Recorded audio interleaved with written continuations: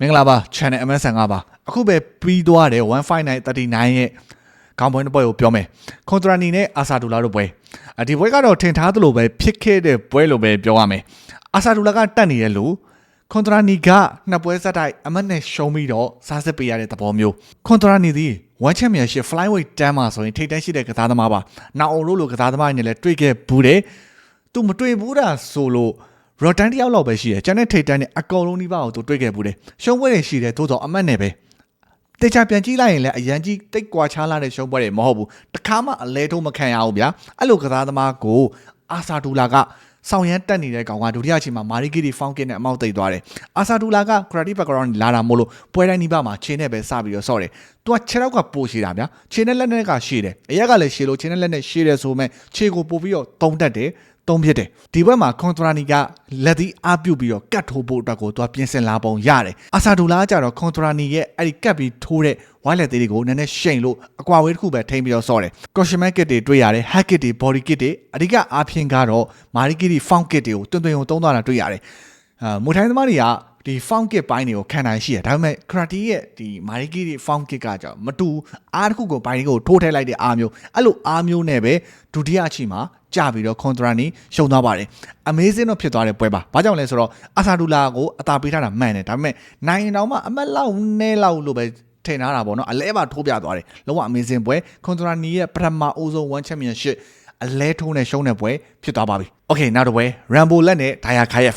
ဒီပွဲလည်းမထင်ထားတာထပ်လို့ပြသွားတယ်ဒါယာခါယက်ကစောင်းရမ်းတက်နေရကောင်များ၄ပွဲထိုး၄ပွဲလို့အမောက်သိထားတာ၃ပွဲအောင်ဆိုပထမချီမာတွေကအမောက်သိထားတဲ့ဘဲရမ်ဘိုလက်ကလည်းနောက်ဆုံး၄ပွဲနိုင်ထားတဲ့ဘဲအသက်အရွယ်အရလည်းတူတဲ့အရက်မောင်း physical ဘိုင်းတွေကလည်းတိတ်ပြီးကွာတာမဟုတ်ဒါကိုကျွန်တော်ပွဲကြုံမှာပြောပြီးသားတကယ်တမ်းပွဲတွဲမှာကြတော့နှစ်ယောက်စလုံးက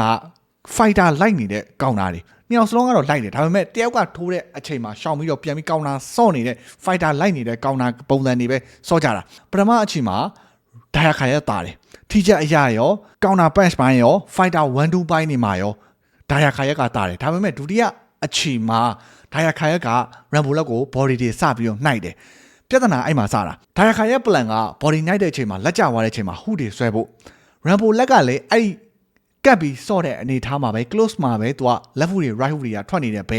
ညာချေကန်ချက်တွေကလည်းကောင်းတယ် body kick တွေတွင်တုံးတော့ဒါယာခါရက်လက်နည်းနည်းလေးကျလာတယ်body ကနည်းနည်းလေးနာနေတဲ့ပုံစံစပြီးတော့ပေါက်ပြီးဒုတိယအချိန်မှာဆိုရင်နှစ်ယောက်စလုံးနည်းနည်းလေးရောင်ကိုင်းနေပြီးဖူးနေပြီးနှစ်ယောက်စလုံးတိတ်ပြီးတော့ထိကျက်မကွာဘူးဆိုပေမဲ့ Rambo လက်ရဲ့ body shot ကဒီပွဲရဲ့အဆုံးဖြတ်ဖြစ်သွားတာမုတ်ဆိုးကတားကောင်မြတ်ဖြစ်သွားတဲ့ပွဲဒါယာခါရဲ့လုံးမဲ့ plan က body တိုင်းမယ်လက်ကျလာရင်ဟူဆွဲမယ်1-2 wide မယ်အဲ့ဒီပုံစံနဲ့သွားတာဒါပေမဲ့ Rambo လက်ပြန် wide လိုက်တဲ့အချိန် body ပြန်လိုက်တဲ့အချိန်မှာဒါယာခါရဲ့ပြန်ပြီးတော့ထမလာနိုင်တော့ဘူးဘုံလုံးတလဲငဖြန်တလဲဖြစ်သွားတဲ့ပွဲပေါက်ကြီးရသိပြီမကွာပေမဲ့တော်တော်များများကဒါယာခါရက်ကိုပဲအသာပေးထားကြတယ်ပွဲတွဲမှာကြတော့ဘာမှမဆိုဖြစ်နိုင်တာမို့လို့ဒါယာခါရက်ဒုတိယအချိန်မှာပဲအလဲထိုးနဲ့ရှုံးသွားပါတယ်သူ့အတွက်1 championship ရဲ့ပထမအဦးဆုံးအလဲထိုးနဲ့ရှုံးပွဲလေဖြစ်နေပြန်ပါတယ်ကွန်ထရာနီအတိုင်းပါပဲဒါပါပဲပွဲစဉ်အစဆုံးကို Telegram မှာကြည့်လို့ရပါပြီနေရောတာပါတဒါ